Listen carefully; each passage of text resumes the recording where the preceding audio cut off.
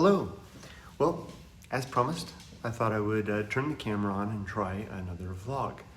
So it's Tuesday, the day after Labor Day, and it's my lunch break. I have a little bit of time, and I thought I'd do this in a live setting. I gave this video, I was thinking about what I could title it.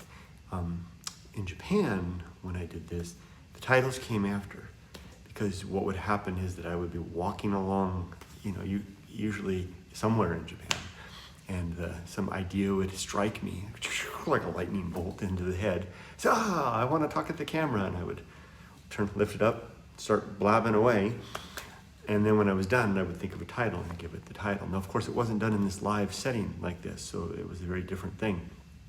But I tried to think of it ahead of time. Well, what could I talk about? Because I'm a little out of practice. It's been, 6 years?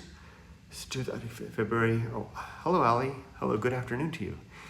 February 2014, 15, 16, 17, 18, 19, 20, been over 6 years, 6.5 years. Hi, Sam. Hi, Jonathan Meyer. Hello, good afternoon. Good to see you. Hi, Jonathan. Josh, hello. Hi. So I thought of a little bit, I think I'll talk about something that has been on my mind for quite a while. Hello, Captain Canada. Hey, Kurt, hope you and your family are doing well. Q, wow, you look much healthier and happier. Well, I guess, yeah, I'm healthier because I'm not under a bridge somewhere, right? Excited to hear you may return to regular vlogging. You have a natural talent for it. Thanks. Thank you, Captain Canada. Those videos that I make under the bridge I tend to be showing myself at not my worst, but my most ragged-edged, dilapidated self, right? I mean, those 100+ degree heat, for more than 24 hours with little water and not much food, and the freakiness of the environment out there can put you on the ragged edge. But I'm dressed for work now. I'm doing this during my lunch break. So I was thinking, what can I title this? That'll make anybody look disheveled. Yes, you're right, Allie. And I remember something that came up in the first year or so of my leaving Japan that has been on my mind ever since. And it involves my friends that I left behind, namely Molly, first and foremost, of course, and Victor, Kevin, some people that I knew kind of peripherally, not as much. I met Unrested once or twice. I knew Sam, of course, TKO Sam, a couple of times.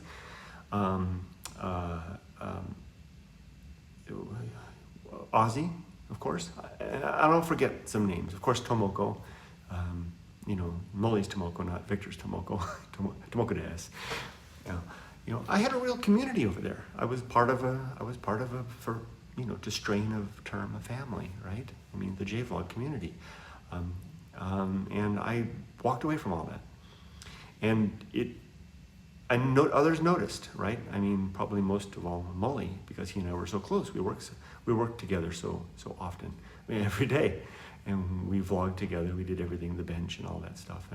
And it's true. I just kind of walked away. Although, to be fair, I think nobody reached out to me either. So, I definitely did not reach out to folks, but it was really pretty rare that anybody reached out to me. So I think it was kind of a two-way street, but it felt more, and I will accept responsibility for not keeping up my end of the bargain of keeping in touch. Particularly with Molly. I think I owe Molly more. To be honest, I think with Molly, he was being respectful. That's not the right word. He was being courteous. He was letting me have my space, right? This thing that I was doing. He knows me pretty well, right? And probably better than almost anybody besides my wife and my daughter. He was letting me have my space, and I was taking that space and running with it. And Molly's the kind of guy that, he gets close to people and tight, and you give that up, you don't reciprocate for long, and he'll move on, as he should, and he did. So the question remains, why the hell did I do that? Why would I give up, a community and a connection that, frankly was to die for, right? I mean, what a special thing to be a part of the JVLOG community, as it was. And to have had known all those people and been a part of all of their lives, and the collaboration and the response videos and the events, Victor's parties and Hiko's parties and all that kind of stuff. And why just walk away from all that? And I'm just going to sound like an excuse to say I don't really know. I think I do. So I'll take a stab at it. But there's some part of me that says I don't really know. But first of all, if I look back at my past history, that's simply what I've always done. My wife and my family, my brother basically, and my mom are the only people, my daughter of course, are the only people that I've stuck with, so to speak, for the duration. Hi Lane Llama, what an interesting name.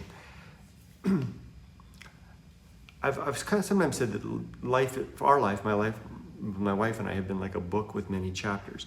The chapters, really, it's not really chapters as much as sections that are very rarely disconnected with one another, whether it be in Humboldt or back in Japan or be in Santa Barbara or back in Shizuoka or here in Irvine.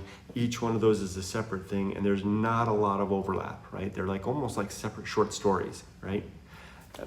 Sounds like I'm making an excuse, right? But the truth is, basically, I've never done that. The people that were in my life, my wife and I, our lives in Humboldt, they're gone. The people that were part of our lives when we went back to Japan the first time back in the 90s, 80s, or 90s, what it was? Nope. The people that were part of our lives in Santa Barbara, I have nothing to do with them. I mean, I know who they are. I'm not even on social media anymore, so I don't even know what they're up to anymore. You get the picture, right? Why? So, and I feel bad about all of that because I know there's people who can keep those connections all the way through. I just don't seem to be one of them. So why? Why is that? And maybe that sounds like a cop-out, but I think one excuse that I can come up with is that every time I make these transitions, they're really hard.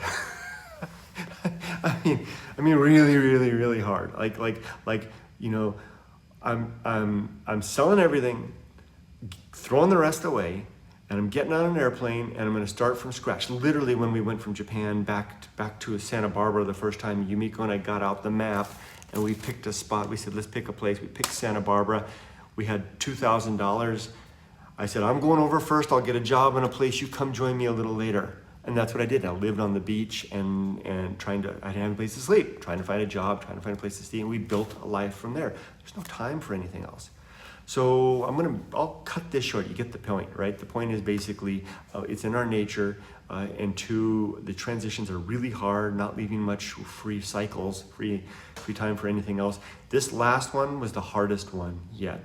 Coming back to America after age 50 to restart a career that I had given up on over a decade before, which I really wasn't qualified for. I mean, they should have fired me, when I got here. Within the first 6 months, it was just, charity, dumb luck that they let me hang on. I mean, I really wasn't qualified for the job. Now, I like to think that I've since made myself qualified for the job, but I was working really hard to get there, to earn my place back in America. And I've been working really hard ever since to keep that place and to build from there, to get my dang... I almost sound like Victor, when he always says those damn kids. To get my damn kid through college, through high school, right? I mean, I hope you don't get that, anyone take that wrong using the term damn. I'm just laughing at the way Victor does that. He's gratuitous sometimes with his use of his language to be simultaneously taunting and at the same time truthful. Because it is hard. Having children is incredibly hard. And getting a kid over from a foreign country, acclimated in a new community, in a new language, and getting her through high school and trying to keep all of our heads straight and living in one of the most expensive places in the United States was really a handful. Didn't have time for anything else. So why now? What's different now? Well, the dogs are staring at me. Hi guys. I just took you out for a walk. The difference now is that's kind of past. It's been 6+ years. I kind of made it through the other side. I'm probably in a riskier place now, career-wise, than ever before, because I've taken a new job that's even harder and more challenging than before. What was I thinking? You know, I think I learned my lesson. So that's taking a lot, but Emily's grown. My daughter, my main focus for the last 20 years of our lives, is off on her own. So now I have a little more free time, a few more free cycles. Plus, the effort of going alone is largely complete, right? So I've moved on from writing the book, going alone, and doing all the hard work of adventuring that took that. So you might ask yourself, why couldn't you spend that time instead of out in the desert, keeping up with your old friends? I just don't think that was my nature, you know. Always had the adventure side, always need to be pushing some frontier. Had to do that. Whew, and that part's done. The book is done. This website is done. Now I'm working on, I'm almost done with the sequel, The Good Life. You know, that book is almost done too. In fact, I finished the writing of it. That whole Stoic poetry thing was writing all that. So I got a little more free time in my house, and now it's been 3 months. Our daughter's been on her own, and Yumiko and I are a little more freer. So here I am, talking to you. Long time no see. Oh, hey, Soshiburi. Berukato desu. Nice to meet you all. Well, let's see. So that's probably enough for one day. I see there was a couple of comments. Let's see. Let's see if I'll answer some comments and get back. I got a meeting in 34 minutes, and I got to eat my lunch. Theo says, hi Kurt, this is Theo from the Netherlands. Hi Theo, I remember you.